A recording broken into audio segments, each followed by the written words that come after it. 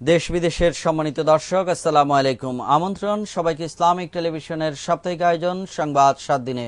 গত সপ্তাহের দেশ বিদেশের উল্লেখযোগ্য সংবাদগুলোর মধ্যে ছিল বিএনপি ডাকা টানা ৩৬ ঘন্টার হরতালের প্রথম দিন সাবেক 2 মন্ত্রী সহ বেশ কয়েকজন নেতাকর্মী গ্রেপ্তার। 2011-12 অর্থ বছরের জন্য 1,63,589 কোটি টাকার বাজেট ঘোষণা। হরতাল প্রত্যাহার করে বিএনপিকে সংসদে ফিরে আসার আহ্বান জানিয়েছেন প্রধানমন্ত্রী শেখ হাসিনা। এবং পুঁজিবাজার সামাল দিতে সরকার চরমভাবে ব্যর্থ বলে দাবি করেছেন বিএনপি চেয়ারপারসন বেগম খালেদা জিয়া। সুপ্রিয় দর্শক, এতক্ষণ শিরোনাম শুনছিলেন, এবার বিস্তারিত। আর আপনাদের সাথে আছে আমি সৈয়দ আতিক। বিএনপি ডাকা টানা ৩৬ ঘন্টার হরতালের প্রথম দিন ব্যাপক ধরপাকড় ও ধাওয়া পাল্টা ধাওয়ার মধ্য দিয়ে অতিবাহিত হয়েছে। হরতালের প্রথম দিন রোববার সাবেক 2 মন্ত্রী আলতাফ হোসেন চৌধুরী ও মেজর হাফিজ সহ বিএনপি জামাতের বেশ কয়েকজন নেতাকর্মীকে গ্রেপ্তার করে পুলিশ। রফিকুজ্জামানের রিপোর্ট।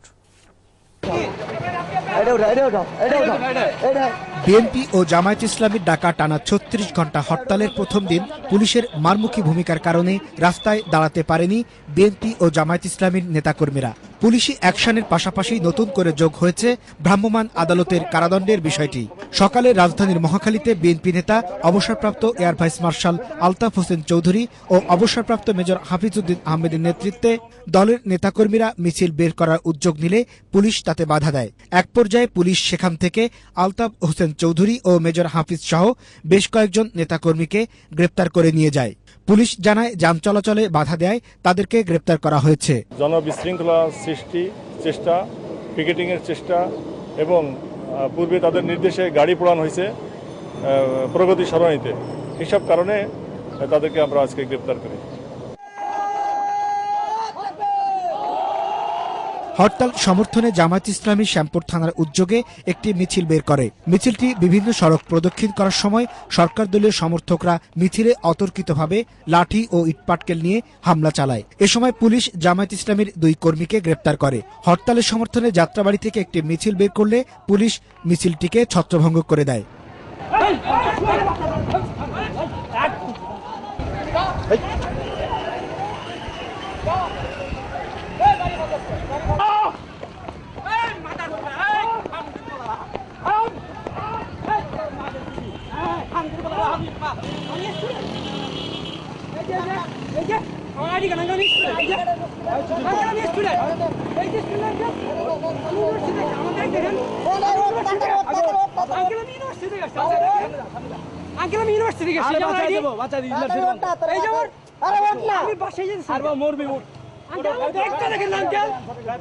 দুপুরে সম্মিলিত উলামা মাশায়েখ পরিষদের নেতাকর্মীরা বাংলা মোটরের হাতিরপুল থেকে হরতালের সমর্থনে মিছিল বের করলে পুলিশ লাঠিচার্জ করে ছত্রভঙ্গ করে। এ সময় সংগঠনের ভারপ্রাপ্ত মহাসচিব মাওলানা মহিউদ্দিন রাব্বানীকে গ্রেপ্তার করে পুলিশ। এদিকে হরতাল চলাকালে দোকানপাট ও যান চলাচল বন্ধ ছিল। রাস্তায় স্বল্প পরিসরে রিকশা চলাচল করলেও দূরপাল্লার কোনো বাস, লঞ্চ রাজধানী ছেড়ে যায়নি। Rafiquzzaman, Islamic television, Dhaka. জাতীয় সংসদে 2011-12 অর্থ বছরের জন্য 1,63,589 কোটি টাকার বাজেট উপস্থাপন করেছেন অর্থমন্ত্রী আবুল মাল আব্দুল মুহিত। এবারের বাজেটে সর্বাধিক গুরুত্ব দেওয়া হয়েছে বিদ্যুৎ ও জ্বালানি খাতকে। বাজেট প্রস্তাবে আগামী অর্থ বছরের জাতীয় অর্থনৈতিক প্রবৃদ্ধি ধরা হয়েছে 7%। রিপোর্ট ফেরদৌস আরিফিনের। স্পিকার আব্দুল হামিদের সভাপতিত্বে শুরু হয় নবম জাতীয় সংসদের বাজেট অধিবেশন। পাওয়ার পয়েন্টের মাধ্যমে 2011-12 অর্থ বছরের বাজেট প্রস্তাব উপস্থাপন করেন অর্থমন্ত্রী আবুল মাল আব্দুল মুহিত। ভৌত অবকাঠামো খাতের, বিশেষ করে বিদ্যুৎ জ্বালানি খাতের উন্নয়ন। অর্থমন্ত্রী নতুন অর্থ বছরের বাজেট প্রস্তাবনা উপস্থাপনের আগে চলতি বছরের 1,30,011 কোটি টাকা সংশোধিত বাজেট জাতীয় সংসদে পেশ করেন। আগামী অর্থ বছরের প্রস্তাবিত বাজেট চলতি অর্থ বছরের মূল বাজেট থেকে 31,419 কোটি টাকা বেশি। 1,63,589 কোটি টাকার এ বাজেটে মোট আয় ধরা হয়েছে 1,23,323 কোটি টাকা। প্রস্তাবিত বাজেটে রাজস্ব বা অনুন্নয়ন ব্যয় ধরা হয়েছে 1,17,589 কোটি টাকা। এনবিআর নিয়ন্ত্রিত ও বহির্ভূত কর এবং কর ব্যতীত আয় থেকে এ অর্থ সংগ্রহ করা হবে। অন্যদিকে প্রস্তাবিত আগামী অর্থ বছরের উন্নয়ন ব্যয় নির্ধারণ করা হয়েছে 46,000 কোটি টাকা, যা চলতি অর্থ বছরের মূল উন্নয়ন ব্যয় থেকে 7,500 কোটি টাকা বেশি। আগামী অর্থ বছরের বাজেটে অনুদান বাদে ঘাটতি ধরা হয়েছে 45,204 কোটি টাকা। এই ঘাটতি অর্থায়নের বড় একটি অংশ মেটানো হবে অভ্যন্তরীণ খাত থেকে। বৈদেশিক সাহায্য ধরা হয়েছে 17,996 কোটি টাকা।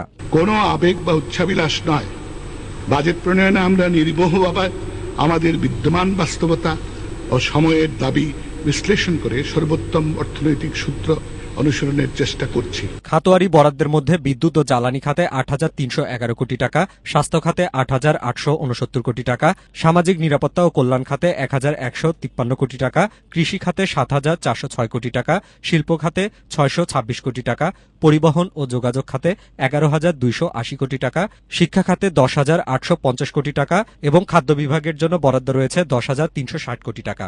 আমরা যদি সম্ভাব্য আভ্যন্তরীণ ও বাহ্যিক 5 বছরের ক্ষমতার তৃতীয় বাজেটটি উত্থাপন করলেন অর্থমন্ত্রী। গত 2 বাজেটের ব্যর্থতা কাটিয়ে ওঠা এবং নতুন নেওয়া প্রকল্পগুলোর বাস্তবায়নই হবে এবার বাজেটের বড় চ্যালেঞ্জ। একই সাথে মহাজোট সরকারের ডিজিটাল বাংলাদেশ গড়ার স্বপ্ন কতটা পূরণ হয় সেদিকেই তাকিয়ে থাকবে দেশের সাধারণ মানুষ। Ferdous Arifin, Islamic television, Dhaka.